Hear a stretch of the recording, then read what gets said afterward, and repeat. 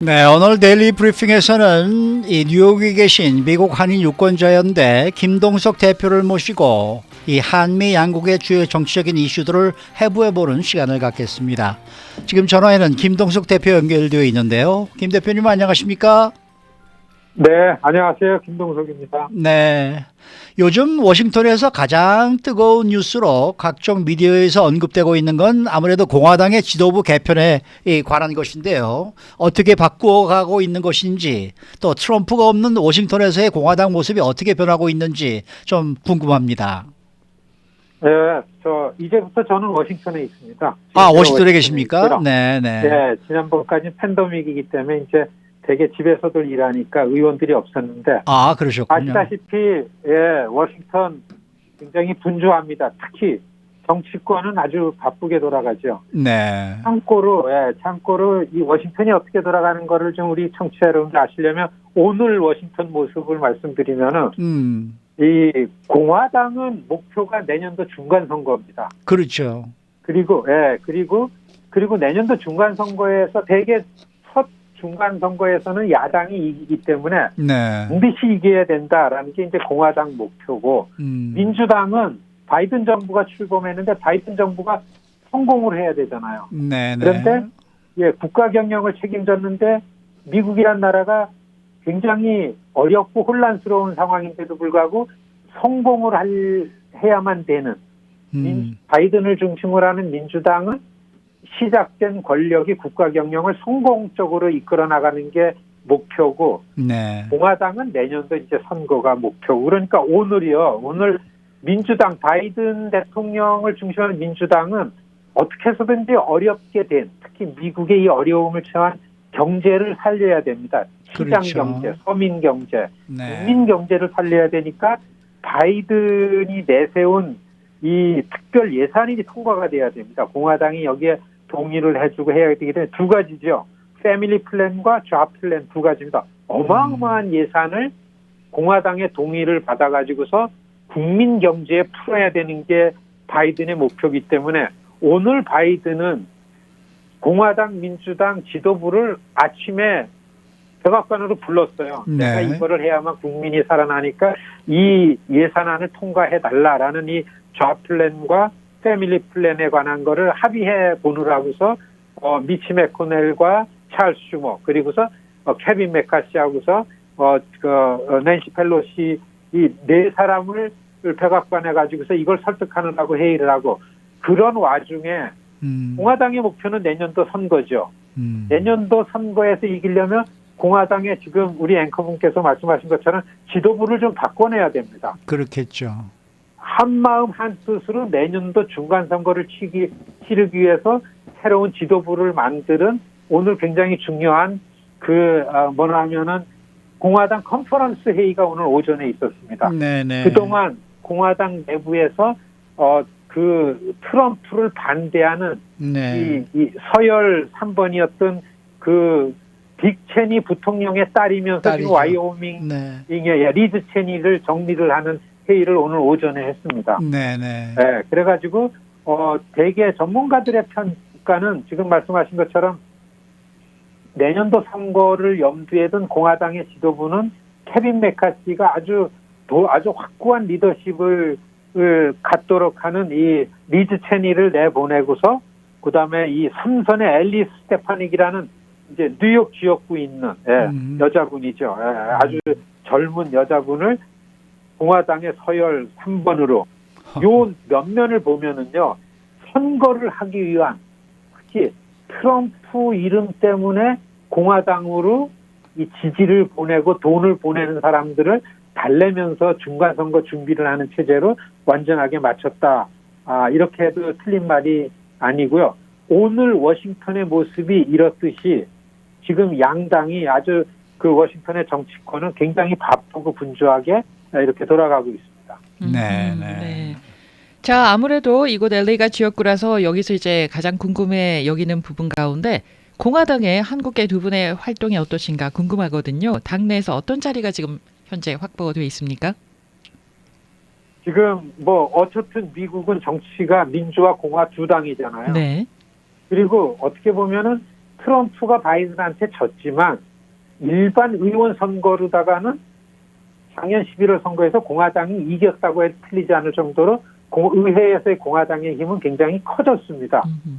그런데 이 지금 부통령이 그 흑인계 애시안이잖아요. 예.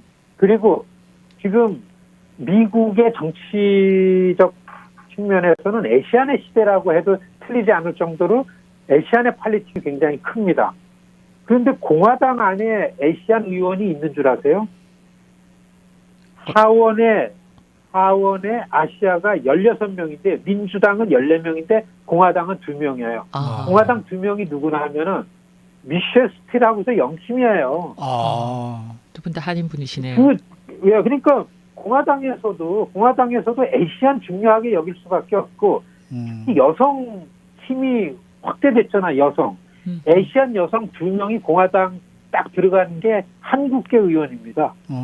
그러니까 LA 지역에서는 이게 잘 감지가 안 될지 모르지만은 워싱턴의 애시안 입장에서 의회를 전문적으로 활동하는 제 입장에서는 영킴과 미셸 스틸이 대단히 중요한 분들입니다. 네. 그리고 영킴 의원은 20년 보좌관 경험이 있잖아요. 네, 그렇죠. 에드로이스에 보좌관을 20년 했기 때문에 이분이 옆에서 가만 보니까 야 진짜 언론을 잘 다루고 뛸 때 안 뛸 때 너무 잘 아시고서요. 그리고서 네. 더구나 케빈 메카시 시대잖아요 지금요. 메카시. 메카시가 같은 캘리포니아 의원이고서 이 아시안 여성 의원이 너무나 중요한 걸 너무 잘 알아요.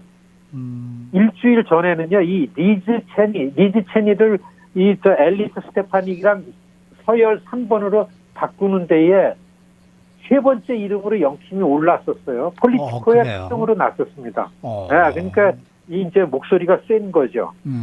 어쨌든 LA의 우리 한인 동포 사회가 어떻든 간에 그 선출직으로 만들어낸 미셸 스틸과 영킴 2분은 그 자체가 굉장히 비중이 있는 자리고서 지금 워싱턴에 와가지고서 더구나 영킴 의원은 그 자기 전문이 외교입니다. 그렇죠. 에드로이스 외교위원장 밑에서 수업을 받았기 때문에 굉장히 잘하고 있고 두 분 다 우리가 마이너리티 이민자 입장에서 볼 때 공화당을 볼 때에는 불만이 많고 그렇지만은 여하튼 간에 이 두 분이 애시안 이민자 출신이라는 것 때문에 이분들의 목소리나 발언이 굉장히 파장을 받고 있어요.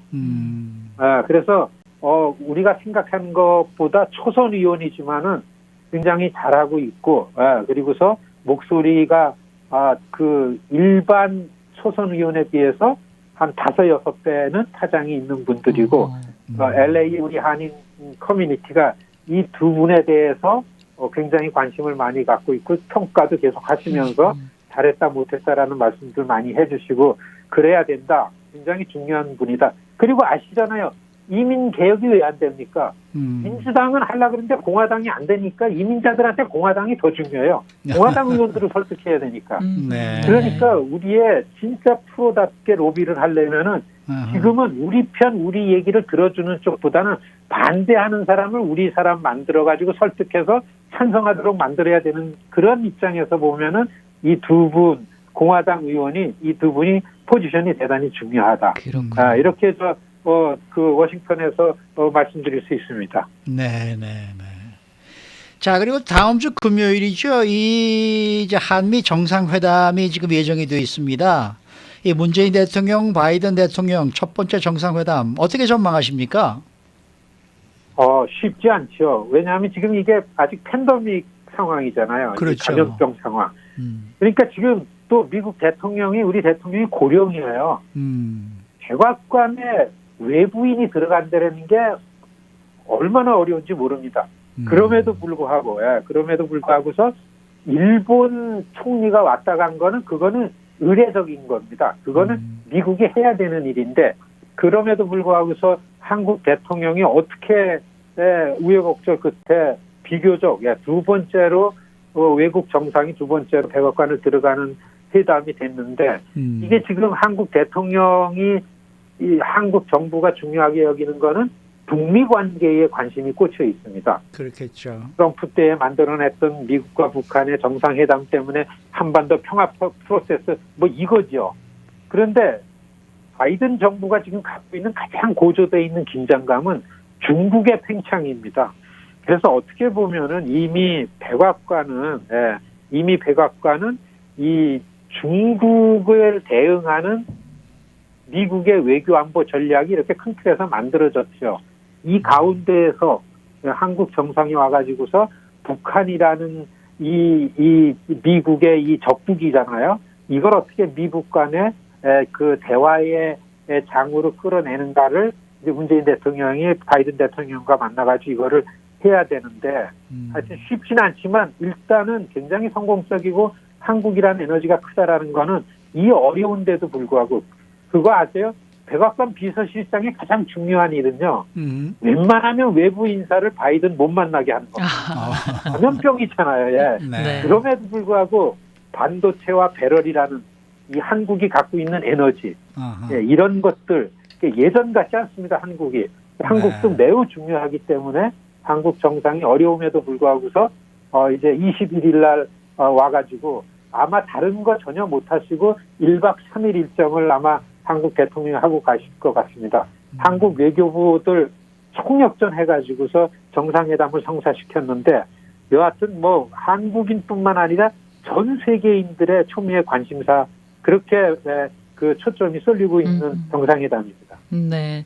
자, 이 정상회담의 내용 가운데 우리가 또 많은 관심을 두고 있는 부분이 아무래도 한반도 평화 이슈일 텐데 이 부분에 대해서 한국은 무엇을 요구하고 또 미국은 어떤 반응을 보일까요? 미국과 북한 관계를 좀 속도 있게 풀어내는 게 그리고 싱가포르 회담에 관한 반응이 백악관이 그렇게 나쁘지는 않습니다. 네. 평화고 그다음에 외교적인 문제를 해결하고 문재인 정부와 바이든 정부가 갖는 북한 핵에 관한 대응은 큰 틀에서는 같습니다. 한국 외교가 바이든 정부에 관계해가지고 만들어냈는데 점증적으로 비핵화를 만들어간다. 그래가지고서 행동 대 행동 그리고 북한과 미국의 관계가 이렇게 풀려나가는 요구를 원할 것 같고서요. 그다음에 미국의 반응은 어떻든 이 어려운데도 불구하고서 정상이 오기 때문에 가장 중요한 아젠다 관련해가지고서 좀 한국의 요구를 들어줘야 되겠다라고 할 때에는 아직까지 북한에 대해서 미국은 어떠한 그 비판적인 목소리를 안 내고 있습니다. 계속해서 대화를 하자. 아직 북한이 반응을 안 하기 때문에 어떤 그 액션을 취하지 않고 있는데 여하튼 간에 문재인 대통령이 트럼프 때 만들어냈던 그런 그 일이 풀려나가는 시발점을 이번에도 미국이 정해진 대북 정책 가운데서 무엇을 꺼내가지고 시작을 할지 미국의 반응은 아주 부정적이지는 않다. 이게 워싱턴의 모습 맞는 얘기입니다. 근데 지금 이 바이든 정부의 지금까지의 그 이 바이든 정부를 보고 워싱턴의 인사이더들은 어떻게 평가를 하고 있습니까? 바이든 리더십이 우려가 많았잖아요. 네. 왜냐하면 너무 중도적이고 미국의 서민들의 처한 상황을 볼 때에는 훨씬 좀 진보적 리더십이 나와야 되는데 그런데 굉장히 평가는 좋습니다. 바이든 뉴딜이라는 것 자체도 서민 위주로, 그 다음에 이 패밀리 플랜도 일하는 여성, 공교육 강화, 육아 이런 것들에 초점이 맞춰져 있고 이런 걸 놓고 봐서 이 전문가들은 바이든 정부가 그 역대 어느 정부에 비해서 민주당의 갈 길을 정해서 제대로 방향을 잡고 지금 4개월입니다. 4개월 평가가 75% 수준에 닿았다라고 하는 게 틀리지 않다라는 게 워싱턴 인사이더들이 갖는 바이든 정부 평가입니다. 다만 반대를 하는 공화당과의 어떻게 협력 관계를 잘 구축해서 의회를 잘 운영할지가 관건 변수다. 이렇게 보여집니다. 네. 오늘 말씀 잘 들었습니다. 네, 고맙습니다. 네, 지금까지 워싱턴 이 미국 한인 유권자 연대 김동숙 대표와 함께했습니다.